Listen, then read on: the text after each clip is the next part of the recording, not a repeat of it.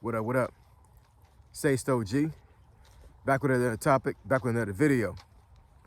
So the title of this video is gonna be, don't wait till 2026 to change. Change now. So admin notes, thanks again to all the subscribers that have subscribed to my channel. I endeavor to keep pushing the videos out to give you leverage to better yourselves. Let's get into it. So why do I say don't wait till 2026 to change? Change now. What do I mean by change? I mean, literally changing your life, changing how you navigate life, changing how you look at life, changing your relationships, changing your financial position in life, change your relationship with kids, change your relationship with your job, changing jobs. You know what I'm saying? Like, there's a lot of changes that need to be made in a lot of folks' lives that are not conducive to good living, especially when it comes to this year right now. Right now, it is, I think it's December 7th of 2025. And yeah, the year is almost over, man. You know what I'm saying? Within a few weeks, it's going to be Christmas. And then the week after that is New Year's. And then it's going to be 2026, y'all. So it's like, what we going to do here? There's something that's unique about the year changing, right? Because, as human beings, we can only tell time in a limited capacity, right? We're not gods, we're not creators of the universe or whatever. So this is how we tell time. But God, he controls time. We don't control time. So we have a limited capacity to deal with time. So with that being said, time is very precious on this earth, you know what I'm saying? It is. There's a lot of people that waste time. A lot of folks that don't respect time. And the longer you wait to change, the harder it's going to be for you to make a better life for yourself, right? A lot of folks would say that I wish that somebody would have told me these things when I was younger, right? When I was in my early 20s, mid 20s, right? Now I'm in my 60s and, it seemed like that I just ran out of time. I can't make a change right now because it's not gonna make too much of a big difference. Well, first and foremost, most folks that would have been told these things when they were in their 20s would have not listened anyway, right?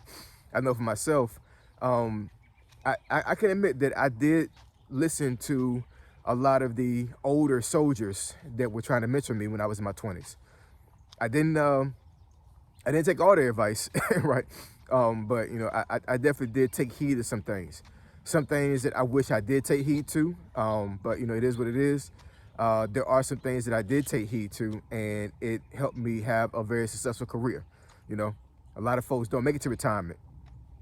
If you make it to retirement, I'm not saying that that's the end goal for everybody that joins the military, but it is a special goal that definitely helps you out later in life.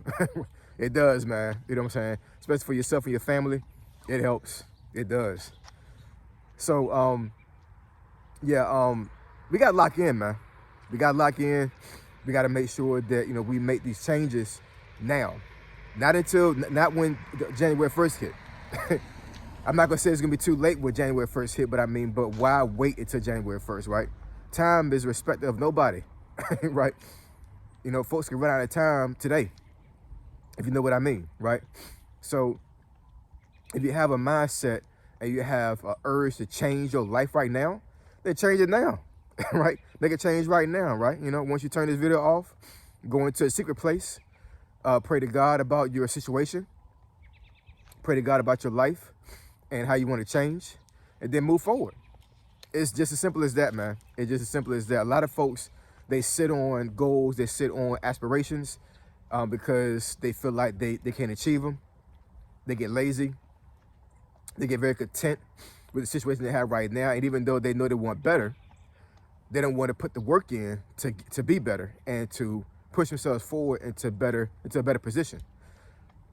And I believe that this year that we're in right now, 2025, proved a lot of those things when it comes to, financial position, when it comes to, keeping a job, having a job, even relationships, right? Because you know, finances, they definitely can affect relationships. They can, man. I'm telling you what I know. I'm not telling you what I heard. I would say about more than 90% of the things I talk about on this channel are things that I went through myself, right? Or things that I observed from other people. So that's the reason why I speak about these things, because I want to make sure that folks are knowledgeable and they're able to make the best decision possible for themselves. Now, what I tell you may not be the best decision for you, right? You got to have your own discernment about that. That's why I say you need to go and pray to God about your situation, right? You know, because I don't know you, right? And I don't know how your life is right now, but I do know for the most part that, you know, a lot of folks that are on this video right now, and just folks in general, a lot of folks know that they can have a better life for themselves right now, right? You may have some folks watching this video right now that life is grand, life is great, it's excellent. Kudos to you, you know what I'm saying? Like, I pray that God keep blessing you. I pray that God keeps blessing your family. But there are a lot of folks up here that's on this video right now, that's watching this video, that do not like their life right now, do not like who they are as a person. And, you know, it all starts with a decision. It all starts with a decision. What is this girl looking at? Diva, come on, girl. It all starts with a decision, man. It does. There's so many things that, you know, I wouldn't say that I wish that I did later, early in life, but there are some things that I look back on and I'm like, you know what? I should have turned left when I should have turned right. You know, I should have kept that relationship. I should have not spent that money, right? I should have not got that car. Let me tell y'all something about that situation. So, and I'm being transparent because on this channel, I like to, you know, make sure that folks really understand where I'm coming from when it comes to things, right? There's a lot of things that I would not tell or speak about on YouTube, because at the end of the day, there are some privacy things that I will respect when it comes to myself and my family. But there are some things that I can say up here that that under normal circumstances I would keep private. But I say these things because they're true and because I want to give full context and clarity to what I'm trying to tell you guys. So back in 2003, I was in the Army during the time, and I had a DWI, not a DUI, right? There's a difference. But educate y'all a little bit when it comes to that, right? So DUI is driving under the influence. DWI is driving while intoxicated, right?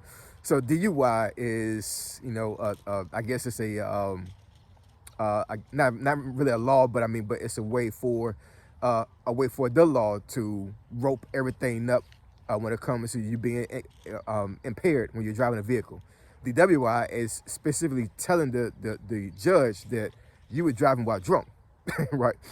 So, you know, that was a crazy situation, man. It really was. And, you know, and the thing is when that happened, I was a stone cold alcoholic during that time.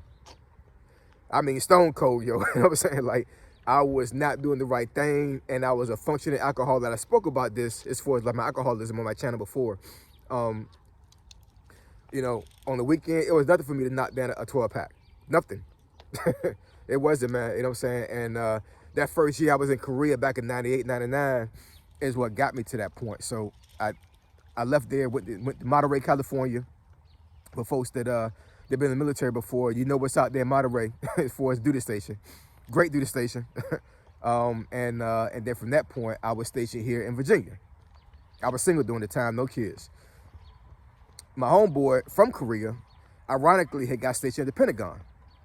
So he came to my room one day. It was a Friday night. For some reason, I was in my barracks room, not planning on going out, and that was rare. I wasn't sick. I didn't, you know, I didn't feel well. But for some reason, I was going to stay inside. I wasn't going to go out. That was a red flag that I should have looked at. You know what I'm saying? On a Friday night single, and the way I drank, why was I not going outside to party, right? I should have stayed my ass in the house, but I didn't. So he come by, he had got into it with his wife, and he said he wanted to go out to the pool hall. Back then, I played pool all the time. So I was like, okay, cool, bet. So it's my homeboy. I'm driving. He left his car in front of my barracks room, and We go down the street, maybe a mile, not even that from base. And played pool for a little bit, whatever. You know what I'm saying? I had about 2 beers. Now, mind you, I normally would drink like a 6 to a 12 pack. I only had 2 beers. And right before I left, because his wife had called him, I guess they had made amends or whatever, you know what I'm saying? So right before we left, I had took a shot of tequila, downed it. We're driving back. This is the weekend after New Year's. It was a Friday after New Year's, and we get to the gate, and I'm seeing cop cars out there, military police, MPs. They got their lights flashing. So there's no way for me I already had committed myself to the left turn. I couldn't bust a Yui to go back because I knew they would have chased me, right? So I didn't know what was going on. I thought somebody had just got, normally pulled over or something, and I could just go through the gate and, and it'd be okay. It was a sobriety checkpoint that they had put right there at the gate. So long story short, I blew on the breathalyzer.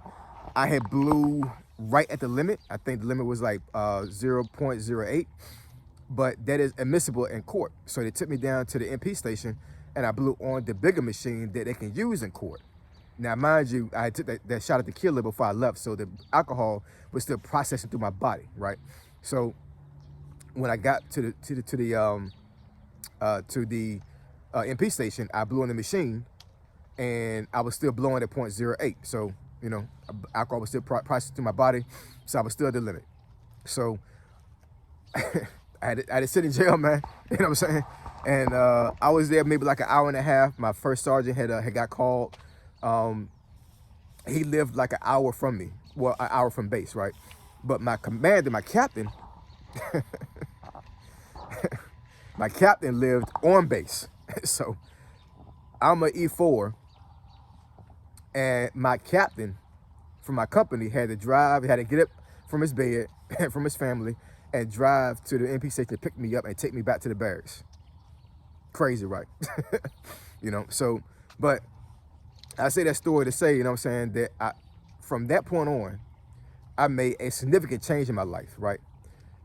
But the thing is, I didn't make the change until things went very, very bad and sour for me, right? Even though during that particular night, I wasn't that drunk or anything or whatever, but it's like, for a long time, I wrestled with that because I was like, God, like, why did you have me get caught like that when I was even drunk like that? You know what I'm saying? Like, I only drank 2 beers and a shot of tequila. That was nothing. You know what I'm saying? Like, why did you pick that night to make me change my life, right? And having more maturity in the Lord is pretty much saying, like, either you was going to change that night, son, or you was going to be here, or you was going to mess somebody else's life up by being drunken and driving, right?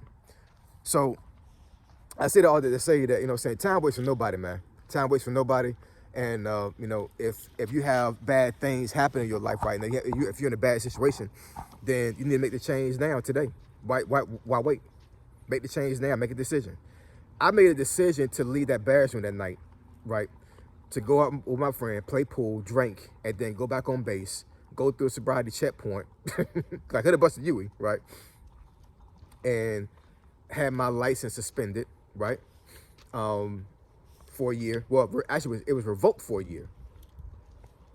Couldn't drive. Crazy time, right? And actually, I'm sorry, I lost track which for like what I was going to get at when it comes to like you shouldn't have bought that car. So by the time I had got my license back, which about a year or so later. Sorry, y'all, my shoulder's kind of hurting right now. I had went to a dealership to get a car. I'm like, man, I got to start driving right now, man. And I bought a car. It was a Nissan Altima, gray joint. And I forget what the APR was on that junk, man. But when I look back as far as like how much I paid for that car, that joker straight duped me. I should have never bought that car, man. You know what I'm saying? And the car lasted me maybe like 3 years, and it broke down on me. And I still had to pay the payments on that joint. The car was not worth what I paid for, right? It just wasn't. Bad decision, because I was in a position that I put myself in. Nobody else did, right? So anyways, man, yeah, we got to make a change, man. We got to make a change with 2026, but it's 2025 right now. Make the change now. Why wait? Make the change right now. So I appreciate y'all. I love y'all. And I'll catch y'all next video. Say so G, signing out. I'm gone.